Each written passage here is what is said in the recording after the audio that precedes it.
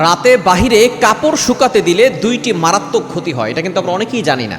আমরা অনেকেই দেখা যাচ্ছে রাতের বেলা আমাদের শরীরে যে কাপড়গুলো আমরা এটা ধুয়ে দিই, এটা অনেকেই রাতের বেলা বাইরে শুকিয়ে দেয় অথবা দিনের বেলা শুকাতে দেয়, এটা সারা রাত পর্যন্ত সেটা বাইরে থাকে। বিশেষ করে যারা শহর অঞ্চলে থাকে তারা দেখা যাচ্ছে বাসার ছাদে অথবা তার বাসার বারান্দা যেটা রয়েছে সেখানে সেই কাপড়গুলো টানিয়ে দেয়, ছোটো ছোটো বাচ্চাদের কাপড়গুলো টানিয়ে দেয়। এর দ্বারা কিন্তু অনেক বড় ধরনের ক্ষতি হয়, এটা আমরা অনেকেই জানি না। কেননা রাতের বেলা কিন্তু দেখা যাচ্ছে জিন জাতিরা অনেকেই বাইরে ঘোরাফেরা করে। জিন জাতিদেরকে আমরা দেখতে পাই, অনেকে আবার এটা বিশ্বাস করতে চায় না। বিশ্বাস না করলে আপনার ইমানই থাকবে না। আল্লাহ তাআলা মানুষটির নামে একটা সূরা নাজিল করেছেন সূরাতুন নাস, আর জিনদের ব্যাপারে একটা সূরা নাজিল করেছেন সূরাতুল জিন। সুতরাং জিন জাতি আছে, অদৃশ্য এই জাতিকে আমরা দেখতে পারি না, তবে তাদের ভিতরে ভালোও আছে আবার খারাপও আছে।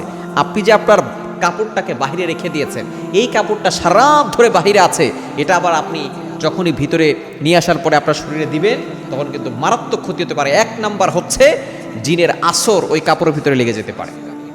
কেন রাতের বেলা সারা রাত ধরে বাইরে আপনার কাপড় ছিল, জিন এই কাপড়ের ভিতরে কিন্তু বাসা বাঁধতে পারে, এটা কিন্তু আমরা অনেকেই জানি না। আপনার ঘরের ভিতরে কিছু কিছু জায়গা আছে যেখানে কিন্তু জিন থাকতে পারে, যেখানে দুষ্ট জিন থাকতে পারে। বিশেষ করে এখন তো অ্যাটাচ টয়লেট হয়ে গেছে, টয়লেটের ভিতরে তো অবশ্যই থাকে, এটা রাসূলুল্লাহ সাল্লাল্লাহু আলাইহি ওয়াসাল্লাম নিজে বলে দিয়েছেন।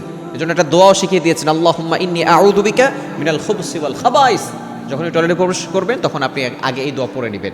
শুধু তাই নয়, আপনার ঘরের ভিতরে যেখানে চুলা আছে, যেখানে আগুন জ্বলে সেখানে থাকতে পারে। এরপরে যেখানে জামা থাকে, অনেক দিন ধরে দীর্ঘদিন ধরে জামা পড়ে আছে, ওই জামার ভিতরে শয়তান বাসা বাঁধতে পারে। তো আপনি যে কাপড় বাহিরে নাড়ছেন, শুকাতে দিচ্ছেন, এই কাপড় সারা রাত বাহিরে রাখবেন না, তাহলে জিনের আসর লেগে যেতে পারে। এবং দ্বিতীয় নাম্বার কঠিন বিপদ হচ্ছে, মারাত্মক ক্ষতি হচ্ছে, আপনার শরীরের ভিতরে বিভিন্ন ধরনের রোগ হতে পারে। বিভিন্ন ধরনের রোগ, বড় বড় রোগ আপনার শরীরে বাসা বাঁধতে পারে। এজন্য আপনার কাপড় হোক, আপনার ঘরের ছোট ছোট বাচ্চাদের কাপড় তো রাখবেনই না, ঘরে যে কোনো কারোর কাপড় আপনি বাহিরে রেখে দিবেন না। যখনই নিয়ে আসবেন সাথে সাথে আউযু বিল্লাহি মিনাশ শাইতানির রাজিম পরে কাপড়ে ফু দিবেন, এরপরে কাপড়টা পরবেন। ইনশাআল্লাহ শয়তানের অনুষ্ঠিত থেকে আল্লাহ তাআলা হেফাজত করবেন।